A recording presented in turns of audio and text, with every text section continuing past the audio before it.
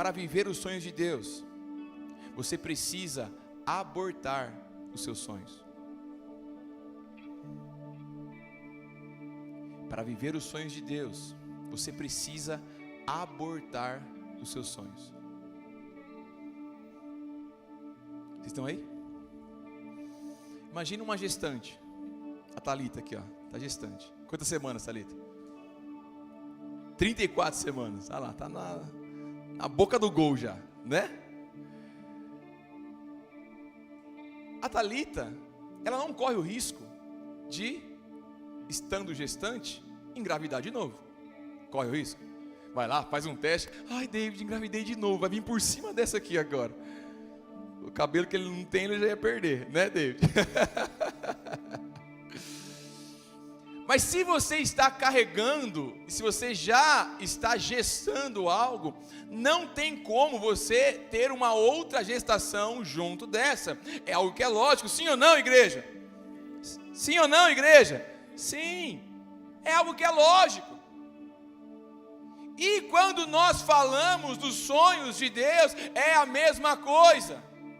Se aquilo que você está carregando na sua vida, se aquilo que você está gerando na sua vida são os seus próprios sonhos, meu amigo, para viver os sonhos de Deus, para gerar os sonhos de Deus, você precisa primeiro abortar os seus sonhos e então passar a carregar agora os sonhos de Deus.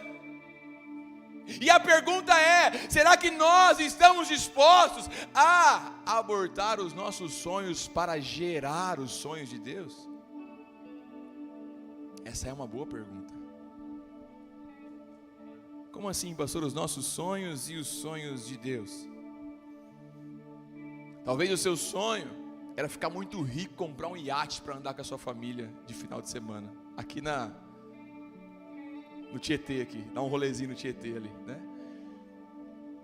Será que você está disposto a abortar este sonho para receber de Deus os sonhos que vêm do alto? É uma decisão difícil de se tomar. O meu sonho quando eu era criança era ser um jogador de futebol, né? A gente sonha com ser jogador de futebol, essas coisas assim, né? Esse eu nem tive que abortar, né? Já foi abortado no decorrer da vida, né?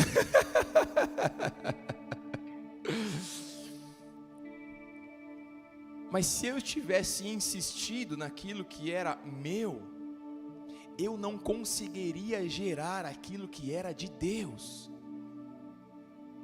Enquanto você não abortar aquilo que é seu, você não vai conseguir gerar aquilo que é de Deus.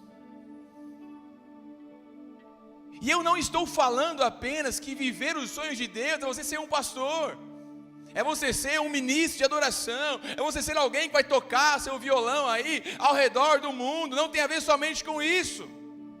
Mas os sonhos de Deus vão muito além do que apenas pregar em um púlpito. Os sonhos de Deus para os filhos de Deus é inserir você, dar voz a você em lugares que você jamais esperou que poderia ter voz.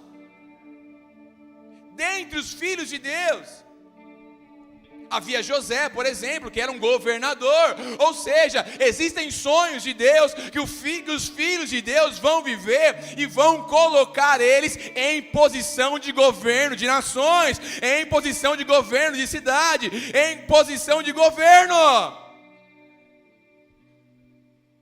Você pega outros exemplos da palavra de Deus, os filhos de Deus estavam lá, exercendo os sonhos de Deus. Mas para viver os sonhos de Deus, eu preciso abortar os meus sonhos.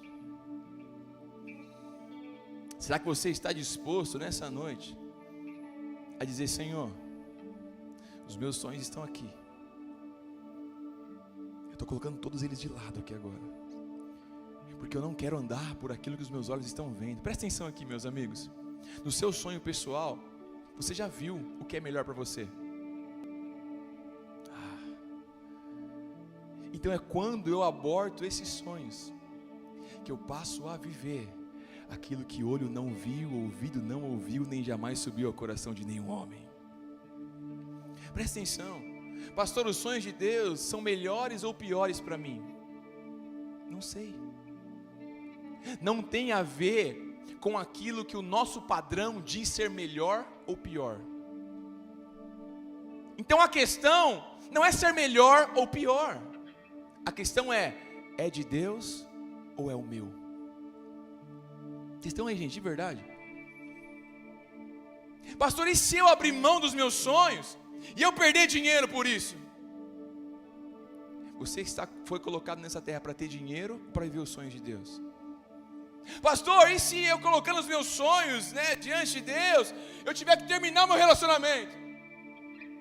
Você está aqui nessa terra para ter relacionamento ou para viver os sonhos de Deus? Pedro, eu acredito que o sonho dele era ser um bom pescador que poderia trazer muitos recursos para sua família. Mas chegou um determinado momento da sua história que ele se encontra com Jesus. Jesus vira para ele e fala: Pedro, estou te tirando desse cenário, eu estou oferecendo para você um outro cenário, vamos embora. Para você caminhar comigo, Pedro, você não vai poder mais ser esse exímio pescador que você é. Eu vou te levar a viver outras coisas, eu vou te levar a viver uma coisa nova. E aí, você topa? Ele falou: Senhor, eu estou vendo quem Tu és, o Senhor está diante de mim, eu estou vendo os Seus sinais, os Seus prodígios, Suas maravilhas. Se eu tiver que ser crucificado de cabeça para baixo, vamos embora, porque não tem a ver com aquilo que eu quero viver, com a provisão que vem de mim, da força do meu braço, mas tem a ver com os lugares que o Senhor quer me levar. Não tem a ver com ser melhor ou pior, ganhar mais ou perder, sofrer mais ou menos, mas tem a ver com ser ou não aquilo que Deus quer que eu viva. Será que nós estamos dispostos a abortar os nossos sonhos para viver os sonhos de Deus? O jovem rico, quando ele se encontra com Jesus, Deus fala assim: ei, você tem coragem de abortar os seus sonhos para viver aquilo que eu tenho para você? Vai lá, vende o que você tem, dá aos pobres, vem e me segue. Ele fala: ah, Jesus, já estou de 9 meses aqui, Ah, Jesus, olha o que eu já construí até agora. Eu vou pôr em risco para viver o seu chamado para mim? Não. A Bíblia fala que ele triste o deixou. Já Jonas, quem conhece a história de Jonas aí na escola dominical, que lá entra na barriga do grande peixe e tal, vocês sabem a história, assim ou não? Deus fala: Jonas, eu tenho um sonho para você. Jonas vira e fala: que? Eu naquela cidade? Deixa, vou embora, vou para cá. Seu sonho está para cá, Deus, eu vou para lá. Ele sofre, e ele sofre. As pessoas que estão ao redor dele sofrem. Uau, presta atenção aqui. Você consegue imaginar que existem pessoas que estão ao seu redor que talvez estejam sofrendo porque você ainda não abortou os seus sonhos para viver os sonhos de Deus? O barco que Jonas estava, não foi somente ele que sofreu, mas foi toda uma tripulação, porque um homem estava fugindo dos sonhos de Deus.